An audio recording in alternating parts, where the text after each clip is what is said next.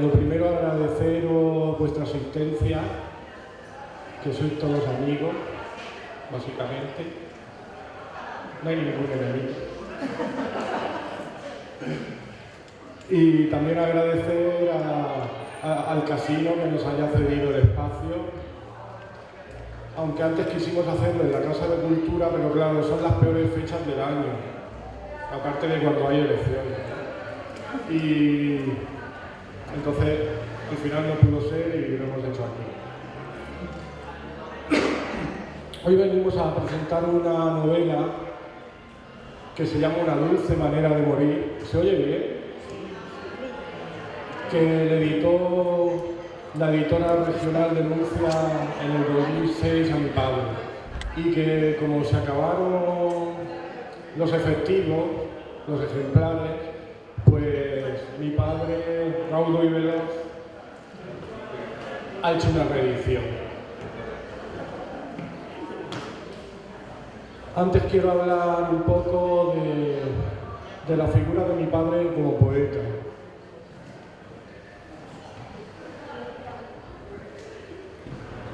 Y voy a leer cosas que no suelo hacer habitualmente, pero es que estos cambios de tiempo, cuando empieza el calor, pues suelo estar aturdido un mes y medio y no soy dueño de mí mismo.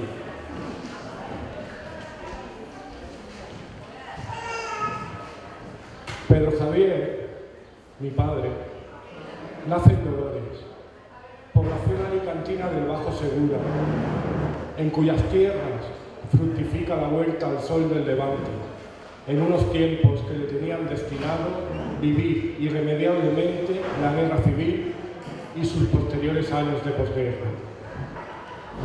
Como él mismo dice en sus versos, vine al mundo en un pueblo del sureste lumínico en un 3 de diciembre del año 32.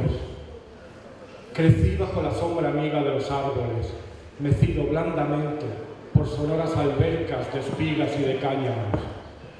No fui niño travieso, sin embargo, placía escalando moreras y hurtándoles sus hojas para que mis gusanos, hiladores de seda, tuvieran su abundante festín cada mañana. Gustaba en primavera de perseguir el vuelo encelado y gozoso del gorrión humilde y de contar a tientas sus crías boquirrubias, desnudas y apretadas en el calor del nido. Aprendí de mi padre el placer y la gracia de ajustar a las cuencas cerradas de los ojos la agradable tibieza de un huevo recién puesto. Este verso de mi abuelo ajustándose los huevos a las cuencas de los ojos recién cogidos, pues sale en esta novela en un momento que él rememora su infancia y también en su autobiografía, porque es una imagen que debió quedar marcada en la memoria del poeta. Para mí esta imagen, este verso ejemplifica el placer de las cosas sencillas, atributo indispensable del poeta. Pienso que un niño que se cría en el campo, en un ambiente cercano a lo natural, sabrá apreciar en un futuro casi con total seguridad las pequeñas cosas. Y sigo con sus versos. Deja que te sorprenda el día a día, con esas menudencias cotidianas que parecen vulgares, pero tienen una carga dispar y misteriosa. Y otro de sus versos que ejemplifica esto que digo de que haberse criado en naturaleza pues le marcó como poeta. Me apenan esos niños de ciudad que desconocen el sabor de los frutos mordidos a caballo del árbol que los cría, que no saben que un árbol le crecen gorriones en abril y hormigas, pobres niños de parques sin frescura y palomas hambrientas hundidos en la jaula impía de la urbe. Mi padre, indiscutiblemente, es un poeta de vocación, que nació con el don de la poesía. Esto no solo lo atestigua su obra, sino también los símbolos que acompañan a su nacimiento. El pan y las perlas. Contaba mi abuela que era tan hermoso de bebé que enviaron una foto a un concurso de la radio y ganó el primer premio, un collar de perlas. ¿Quién iba a decir que a lo largo de su existencia pariría centenares de poemas nacarados y redondos, ubicados en libros cual collares? Esta anécdota estuve a punto de omitirla en mi tesis doctoral. Incluso mi padre me hizo algún comentario de su inconveniencia. Sin embargo, había algo en la misma que me empujaba a ahondar sobre ello. A veces, la mente consciente no es capaz de percatarse de la importancia de un hecho concreto y hay que lanzarse de pleno al salto sin red de la corazonada. Y a veces este impulso nos conduce a algún lugar que de haber sido por la mente no hubiéramos hallado. Y esto es lo que pasó con las perlas.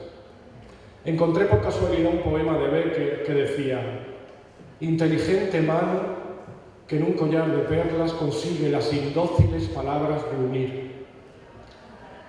Por otro lado, hay una cierta relación del poeta con la definición que daba Ortega y Gasset sobre Unamuno.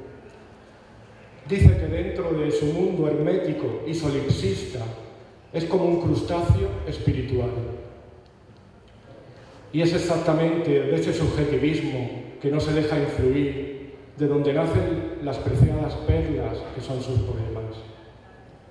El poeta se halla en muchas ocasiones en una especie de ostracismo espiritual.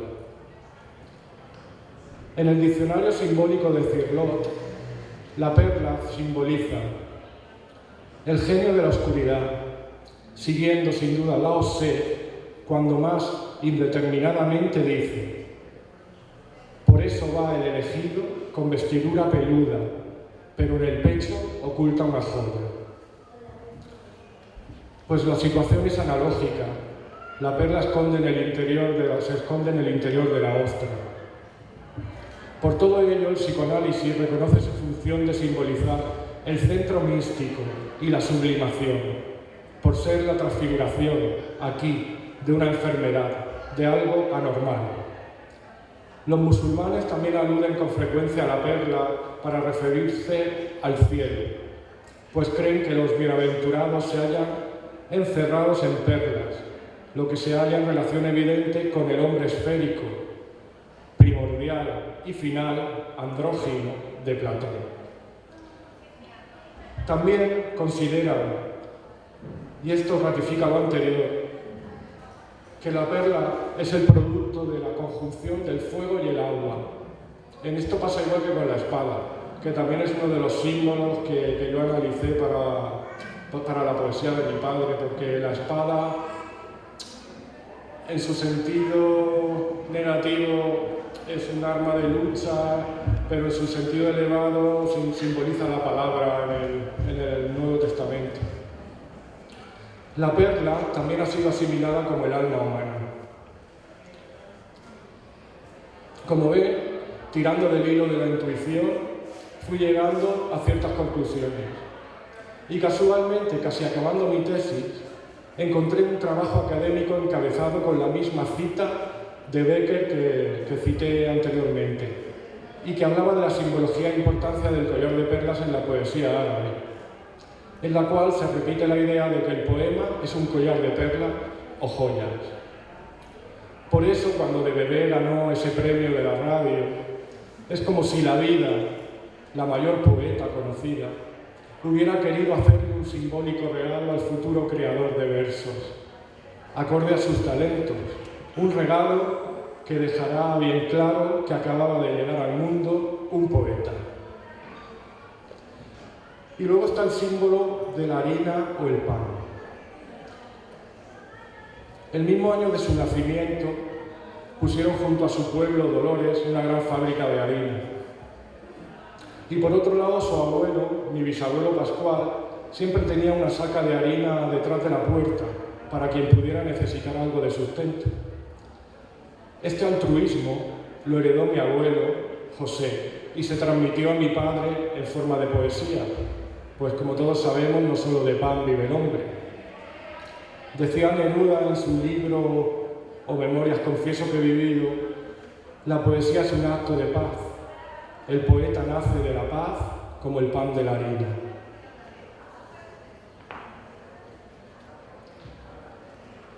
Y hay un verso de uno de sus libros que para mí es de los mejores de poesía, que se llama La escena y realidad de los espejos, que le publicó Espartaria, que dice: esto de escribir versos es un lastre que arrastro de la infancia, como el que nace ciego o le toca la china del síndrome de Down.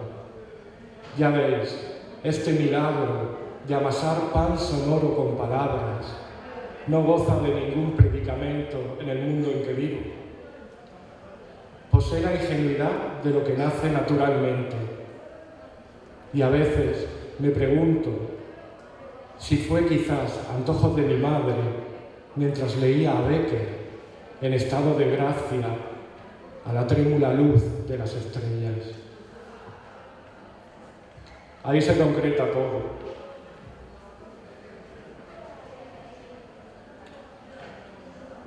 Mi abuelo le tenía destinado que fuera abogado y se hiciera cargo de las tierras, pero él quería ser escritor. Entonces le puso una condición, que era que hablara con algún poeta reconocido del momento, le mandara los poemas que ella escribía como para una especie de carta de recomendación. Entonces, ni corto ni perezoso, le escribió a Damaso Alonso, que en ese momento era director de la Real Academia, debido al gran impacto que había tenido cuando él hizo la mili su libro Hijos de la Ira, que estaba allí en la biblioteca de San Javier, ¿no? Estaba allí y él tanto le impactó el libro que lo copió cual amanuense a mano y se lo llevó para casa. Entonces Damaso pues mandó una carta con el membrete de la Real Academia y le dijo: su hijo tiene madera, deje que estudie filosofía y letras o algo relacionado con la escritura. Y a partir de ahí empezó esa carrera de escritor. Ya en Barcelona, pues entró en periodismo y empezó a hacer pinitos también en arte dramático. Y ya a relacionarse pues, con gente del mundo literario y el artístico. Y es donde publicó sus 3 primeros libros. Negro, Poemas a una novia muerta, que es un libro elegíaco, de un romanticismo brutal. Luego Tú en mi mano derecha, que es como un amor un poco ya más maduro. Y Hay una paz que espera, que es un libro eminentemente social que habla de los desmanes de la guerra y la crueldad de tales hechos.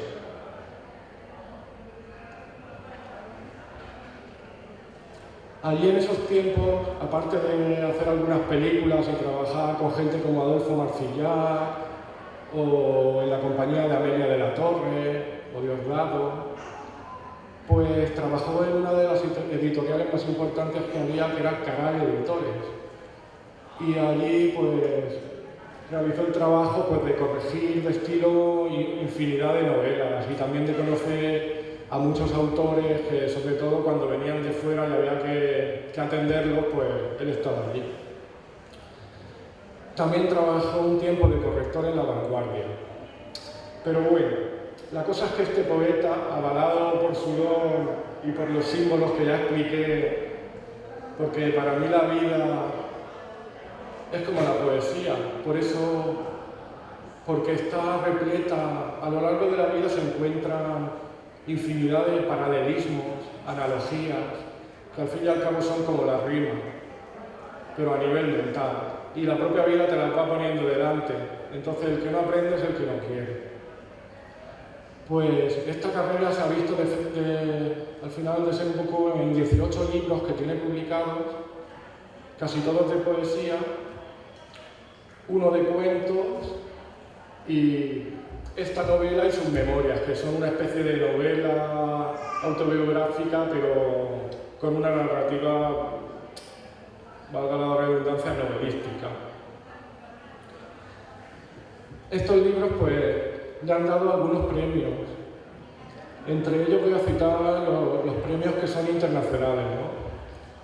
Se llevó el Ciudad de Torrevieja por su libro Jinetes de lo Impuro, el Premio Internacional Ciudad de Lepe con Alborada del Gozo, que es un libro totalmente dedicado a mi madre, que habla pues del amor carnal y del que no es carnal.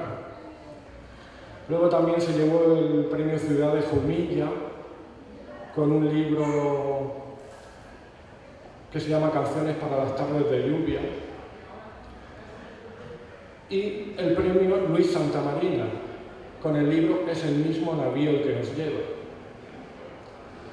Y otro de sus logros importantes pues también fue ser finalista del Gil de Vierna, entre cientos y cientos de participantes.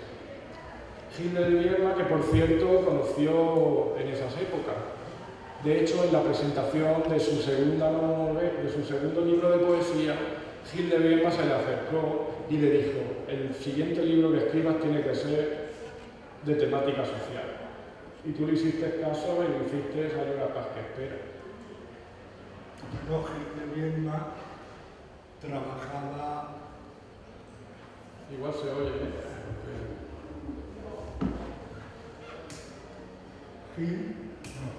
Gil de Vierna trabajaba en la compañía de tabacos, donde trabajaba también como jefe el marqués de Parellada, tío de la mujer, el cuñado del marido de la tía de mi mujer. Y entonces nos conocíamos de eso. Y trabajó allí también porque el autor, el que creó la compañía, quería gente de título en la compañía y se llevó a todos se llevó a Parellada de jefe y luego trajo de Segovia o tal a estos que también tenían su título. Y era hijo o sobrino del título. Muy bien. Quiero decir también que siendo un gran poeta, que a veces me invitaban a salir los sábados, pero yo sabía que la salida de los sábados era beber a mansalva y siempre me negué.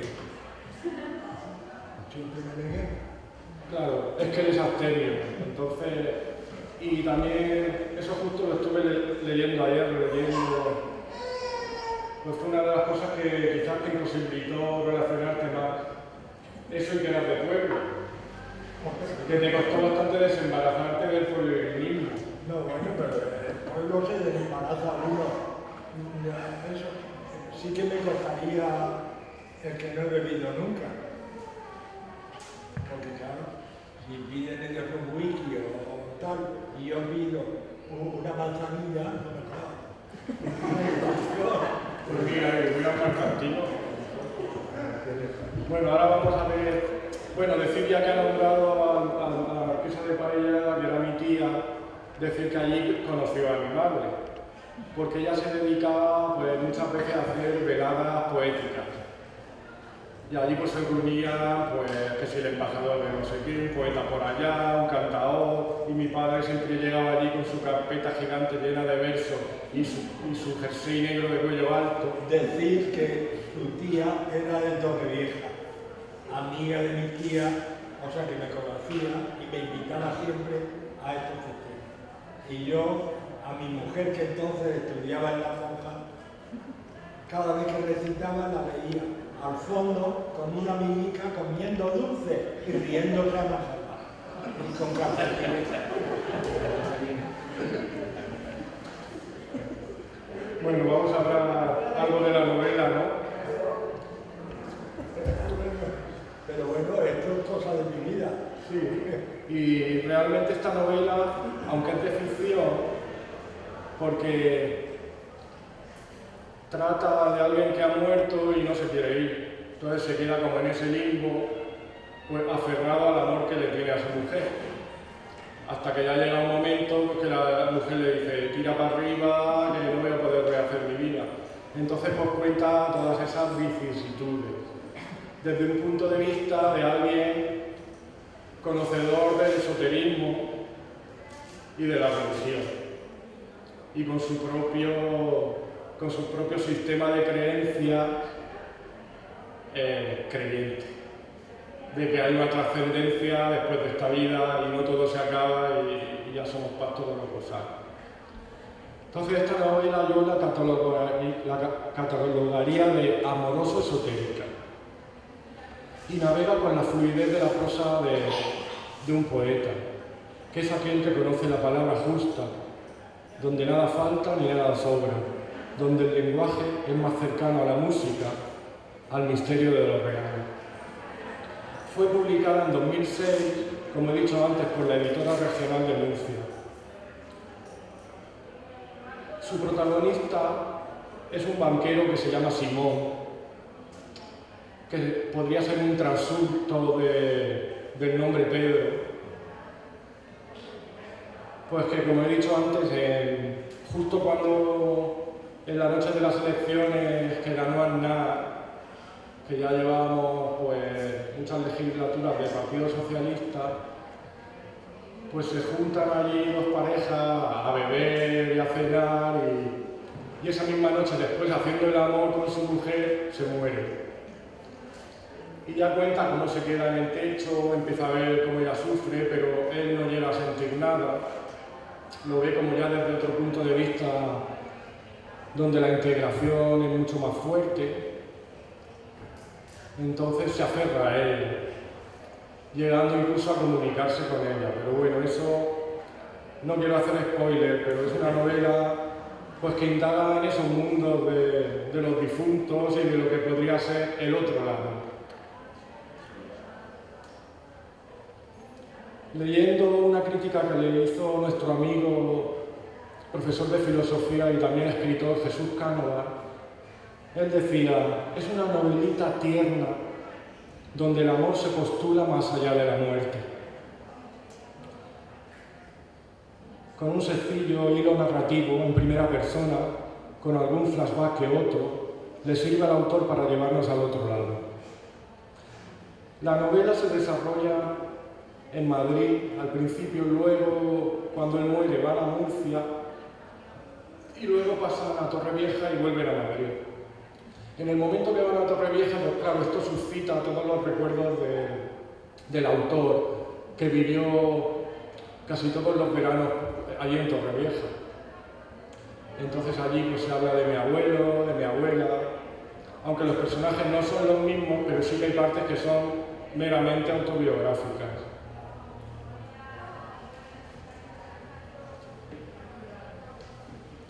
Y sigo leyendo un poco más de lo que escribió Jesús. La maestría narrativa de Pedro Javier salpica el libro de amenidad, unos diálogos cruzados, chispeantes de ironía y segundos sentidos, articulan la seriedad de lo grave con la gracia de lo leve, en una dulce manera de contemplar la muerte, no tan terrorífico como cabría pensar. Así, las indagaciones profundas sobre el sentido de la vida corren paralelas a una desconstrucción sistemática del miedo a lo desconocido, a ese más allá, que de la mano del difunto Simón deja de ser enigmático.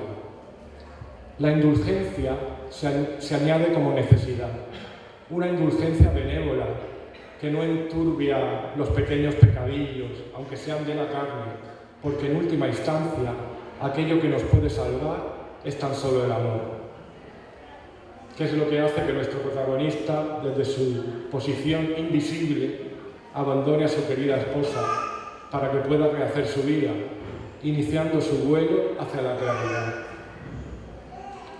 Y ya pues para acabar, recomendarosla porque es una novela que se lee en un santiamén y además que te va llevando te emociona y, como he dicho antes, nada falta ni nada sobra.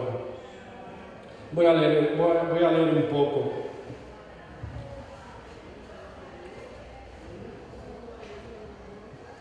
Bueno, decir que la novela empieza: la noche que morí fue verdaderamente memorable.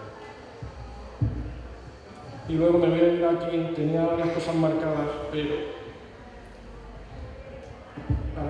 para que veáis cómo trata su narrativa este tema en cuestión.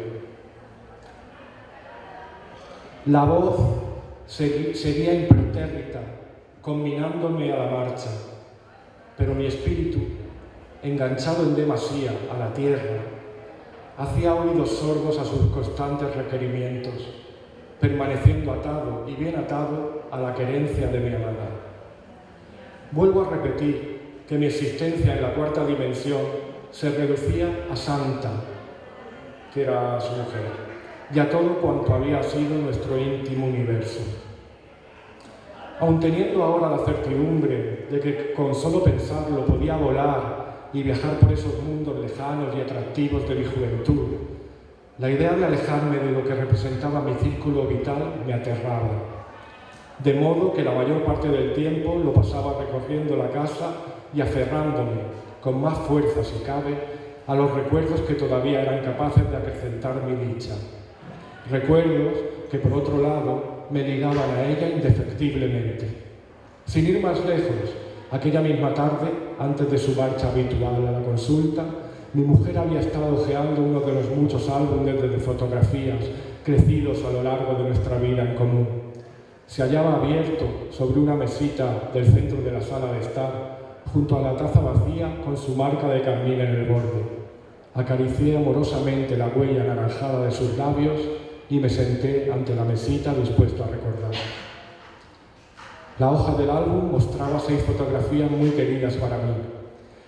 En ellas aparecíamos Santa, mi madre y yo, en mi casa del pueblo, el domingo que la llevé, ya formalizadas nuestras relaciones, para que se conociese. Pasamos un día magnífico, eran finales de mayo, y el patio reventaba esplendoroso con su diversidad de geranios florecidos en una gama impensable de colores. Y se quisieron desde el primer momento, nada más estrecharse el primer saludo. Tan solo con el abrazo inicial brotó naturalmente la empatía entre ellas. Bueno, esto lo dejo para dejaros la miel en los labios. Y muchísimas gracias.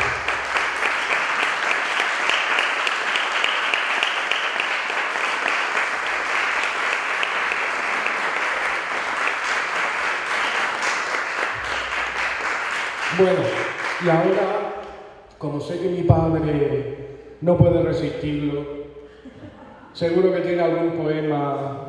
¿No me jodas? Me dijo, no es cuestión de poema, porque es novela. Yo quería traer un romance que le tengo hecho a Ávila para terminar la fiesta con él, pero... Y no has hecho caso. No trae nada. Y no me lo sé de memoria. Es lo triste. Bueno, pues nos lo imaginaremos. Pues con esto acabar y daros las gracias de nuevo por vuestra asistencia, porque los poetas suelen estar bastante abandonados y su corazón siempre se alegra de tan gratas compañías. Gracias. Y gracias a mi padre por haberme parido, bueno, haber sido ayudante para que mi madre me pariera, y gracias a que haya insuflado también el amor a la palabra a su hijo. Y ahora ya quien quiera hacerse con la novela, aquí tenéis al autor en carne viva.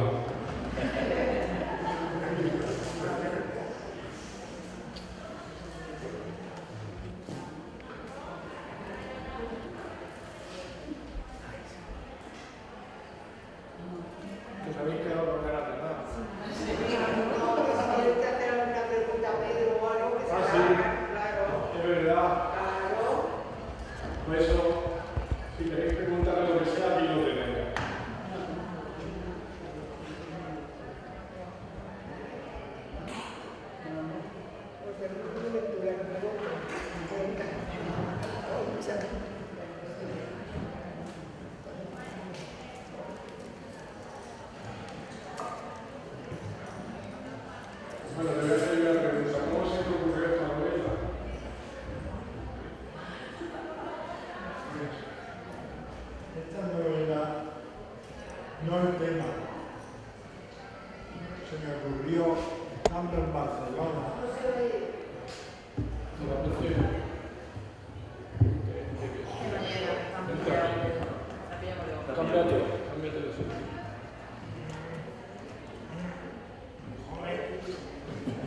yo para cambios.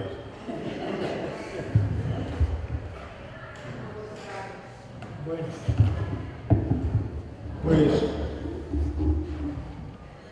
cuando el tiempo que estuve en una pensión en Barcelona, que por cierto era de Alicante, una viejecita venía a pasarse los veranos allí, ¿no? Se ve que era amiga de las chicas de la casa. Y entonces nos contó que le llevaron a su marido una noche que se había muerto sobre una puta en un puticlub. Y yo le dije, de esto tengo que hacer una novela. Pero claro, de esto tengo que hacer que se muera en el momento de hacer el amor, de la fuerza, del final, del placer. Pero lo hice con un matrimonio que se querían y tal. Y que fíjate, de ser una puta en su suceso original, al final ella se llama Santa. Claro, porque es murciana. Eso es lo que hace la poesía, transformar lo feo en bonito. Él fue en Santa, pero su marido la llama Santa. Santa. Pero, y entonces, al cabo de los años, pues hice la novela. Y claro, pues pasó eso, que cuando en esa noche que están esperando cómo van a acabar las elecciones, él se va porque ya está casi terminando, y lo mandan a por una botella de champán que está en el frigorífico, y allí ya le da un eso ya le da un pinchazo en el pecho. Sí. Y tiene que apoyar la frente en la nevera para que refrescase y tal. Y luego, en el momento de que se acaba todo, que ganan, por cierto, los del PP, no sé cómo se llamaban entonces. Aznar, eso era Aznar. En la época de Aznar. El de las abdominales. Sí,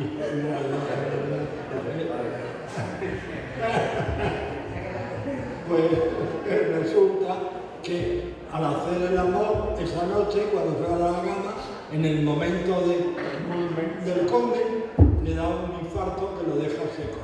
Y entonces sale de su cuerpo, se planta allá arriba y veía que su mujer no paraba de darle al corazón y él decía, no te canses, yo ya me he muerto para los restos.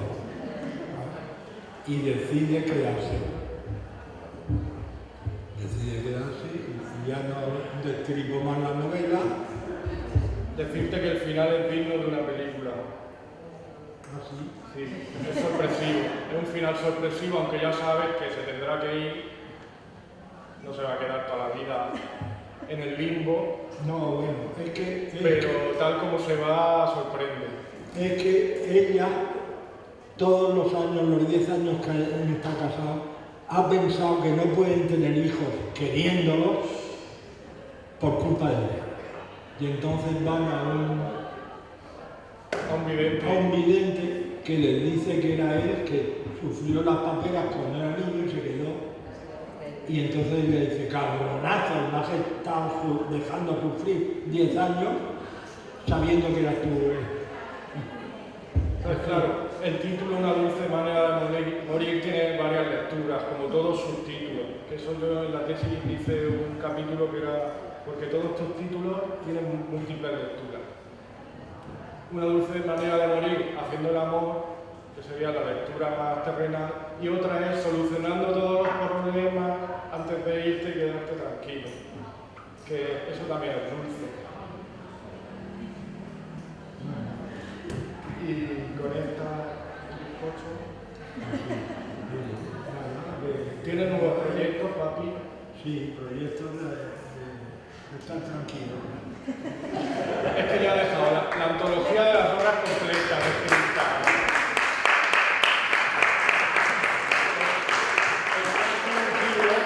pero pensando que tengo 7 poemarios que tengo que publicar todavía.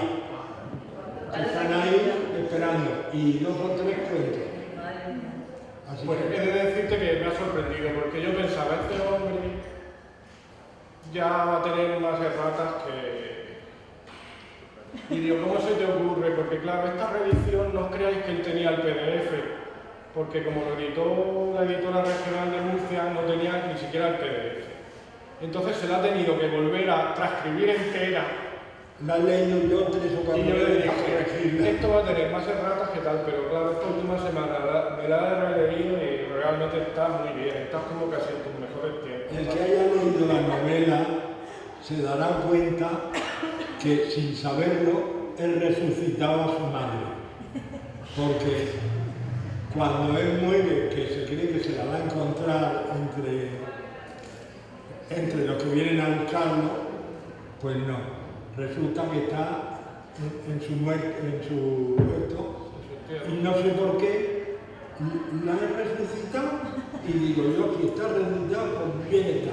Total, se murió 2 o 3 semanas después de él.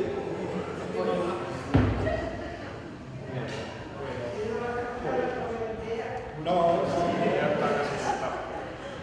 es un detalle. ¿Tienes algo más que decir? No, gracias. Pues muchísimas gracias de nuevo y hasta la próxima, si Dios quiere.